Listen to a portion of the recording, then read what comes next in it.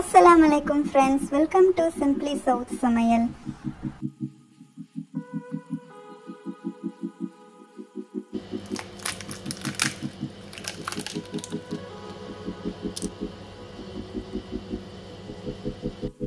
இன்னைக்கு நம்ம வீடியோல பார்க்க போற ரெசிபி ட்ரெடிஷனலான முஸ்லிம் வீட்லலாம் செய்யற பூரன் ரெசிபி தான் பார்க்க போறோம். என்னுடைய அம்மா எனக்கு சொல்லி கொடுத்தது.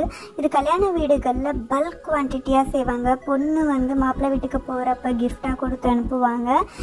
இது பல்க் குவான்டிட்டியா பண்றப்ப நிறைய லேடிஸ் சேர்ந்து பண்ணுவாங்க. சிட்சாட் பண்ணிட்டு டீ குடிச்சிட்டு ஒவ்வொருத்தவங்க ஒவ்வொரு வேலை எடுத்துட்டு செய்வாங்க. ரொம்ப நல்லா இருக்கும் அதை பார்க்கவே. ஸோ அந்த ரெசிபி தான் நான் இன்னைக்கு செய்ய போறேன். ஸோ வீடியோ வேண்டு வரைக்கும் மிஸ் பண்ணாம பாருங்க.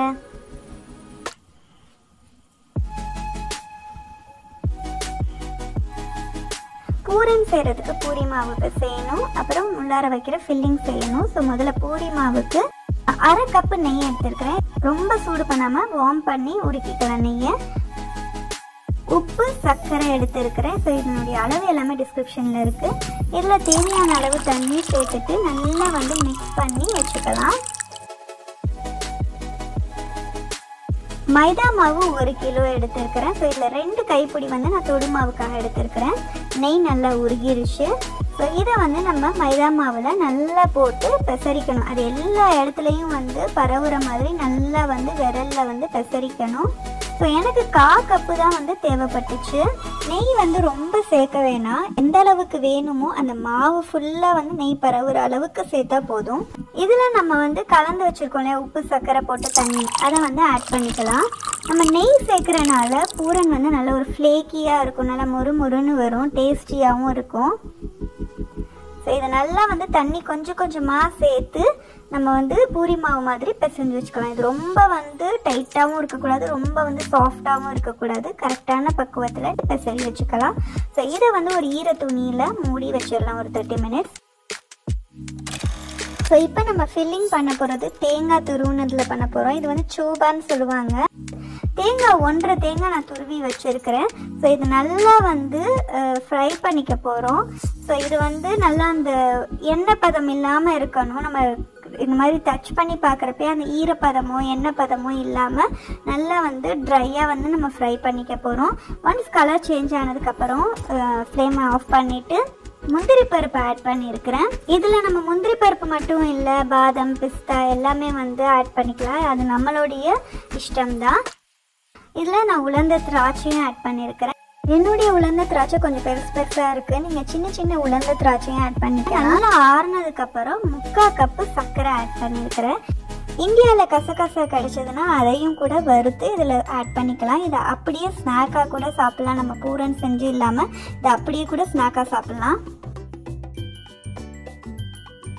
அடுத்தது வந்து இன்னொரு ஸ்டஃபிங் பண்ணியிருக்கேன். அது வந்து ஹல்வா பூரனுக்காக கடலைப்பருப்பு நல்லா ஊற வச்சு ஒரு விசில் வேக வச்சுக்கலாம். விசிலோட ப்ரெஷர் போனதுக்கு அப்புறமேட்டு நம்ம குக்கர் ஓப்பன் பண்ணி கடலைப்பருப்பை எடுத்து நல்லா வடிகட்டி வச்சுக்கலாம். அந்த தண்ணி வேணும்னா அரைக்கிறப்ப யூஸ் பண்ணிக்கலாம். கடலைப்பருப்பு ரொம்ப மசிஞ்சிருக்கக்கூடாது. இந்த மாதிரி நம்ம ப்ரெஸ் பண்ணுனா உடையணும்.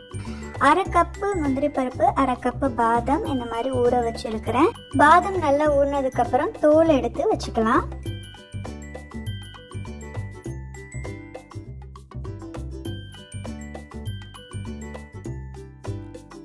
ஸோ நான் வந்து 1/2 தேங்காய் துருவி வச்சுருக்கிறேன். அதை முதல்ல வந்து மிக்சியில் ஆட் பண்ணிவிட்டு கொஞ்சமாக தண்ணி ஊற்றிட்டு கொரன்னு வந்து அரைச்சிக்கலாம்.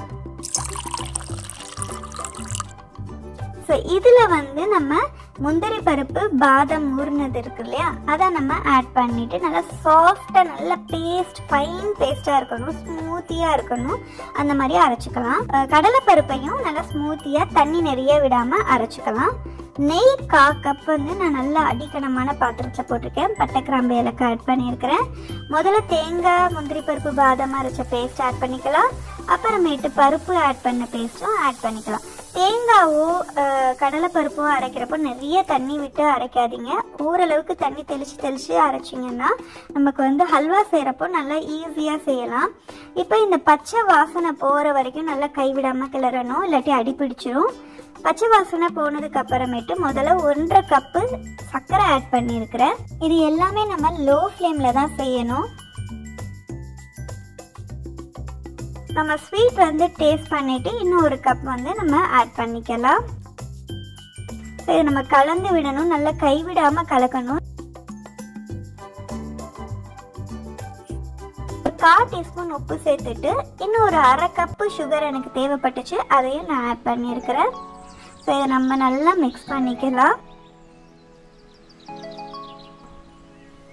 இதில் நம்ம ஃபுட் கலர், இந்த பார்வைக்கும் கொஞ்சம் உணவளிக்கணும் இல்லையா, ஸோ ஃபுட் கலர் நான் கொஞ்சம் ஆட் பண்ணியிருக்கிறேன். ஸோ இதை நல்லா வந்து கலந்து விட்டுக்கலாம். இப்போ நமக்கு பார்த்தீங்கன்னா கொஞ்சம் வாட்டரியாக இருக்கும், நல்லா வந்து நம்ம கைவிடாமல் கலரிக்கிட்டே இருக்கணும். இந்த மாதிரி நல்லா கொதிக்கும்.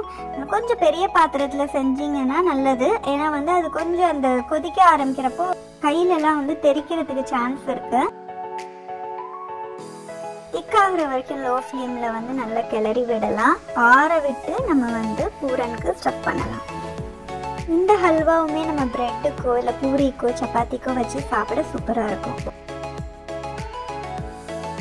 இப்போ நம்ம பூரி மாவு வந்து பிசைஞ்சு வச்சிருந்தோம் இல்லையா, அது வந்து நம்ம சரியான சேம் அளவுலேயே வந்து கட் பண்ணிட்டு இந்த மாதிரி நல்லா மெலீஸாக வந்து ரோல் பண்ணிக்கலாம்.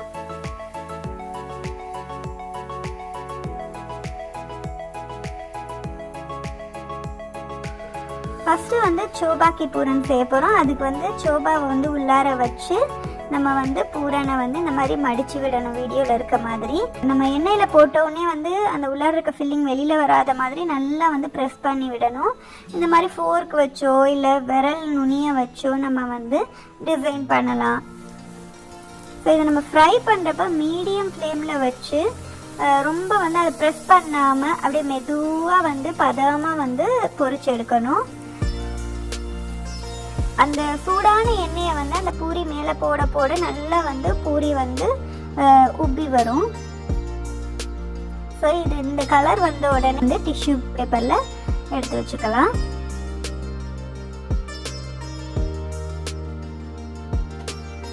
அடுத்ததாக வந்து ஹல்வா பூரன் வந்து ஃபில்லிங் பண்ண போகிறோம். ஸோ அதுக்கும் இதே மாதிரி மெலீஸாக வந்து ரோல் பண்ணிக்கணும். எவ்வளோ மெலீஸாக பண்ணுறோமோ அந்த அளவுக்கு கிறிஸ்பியாக இருக்கும். இப்போ இதில் வந்து நம்ம ஹல்வாவை வந்து உள்ளார ஸ்டஃப் பண்ணிக்கலாம். எவ்வளோ தேவையான அளவு வேணுமோ அந்த அளவுக்கு நம்ம ஆட் பண்ணிக்கலாம். இது நல்லா க்ளோஸ் பண்ணிவிட்டு நல்லா ப்ரெஸ் பண்ணி விடணும், ஏன்னா வந்து பொரிக்கிறப்ப வெளியில் வந்துடக்கூடாது. இந்த மாதிரி விரல் நுனியிலையுமே வந்து ப்ரெஸ் பண்ணி விடலாம். அதுவுமே ரொம்ப அழகாக இருக்கும் அந்த டிசைன் பார்க்குறதுக்கு இலை மாதிரியே. ஸோ நம்ம இப்போ நல்லா பொரிச்சு வச்சுட்டோம். இதை வந்து நியூஸ் பேப்பரில் போட்டு நல்லா ஆற விடணும். அந்த காலத்துலலாம் வந்து இந்த காட்டன் பாக்ஸ் இருக்கு இல்லையா, அதில் வந்து ஸ்டோர் பண்ணி வைப்பாங்க. இல்லை கூடை இருக்கும் இல்லையா, மூங்கில் கூடை, அதில் ஸ்டோர் பண்ணி வைப்பாங்க. நான் ஜிப்லாக் பேக்கில் நல்லா டைட்டாக க்ளோஸ் பண்ணி வச்சுருக்கிறேன். ஸோ தட் அந்த கிறிஸ்பினஸ் வந்து மாறாமல் இருக்கும்.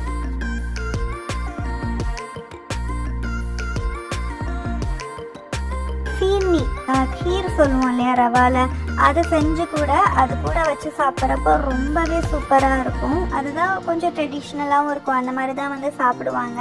ஸோ முறுமுறுன்னு பூரன், அதுக்கு வந்து கீர், ரெண்டுமே வந்து ரெடி ஆயிடுச்சு. இந்த பூரன் இந்த கீர் எல்லாமே வந்து எங்கள் அப்பாவுடைய அம்மா வந்து ரொம்ப சூப்பராக செய்வாங்க.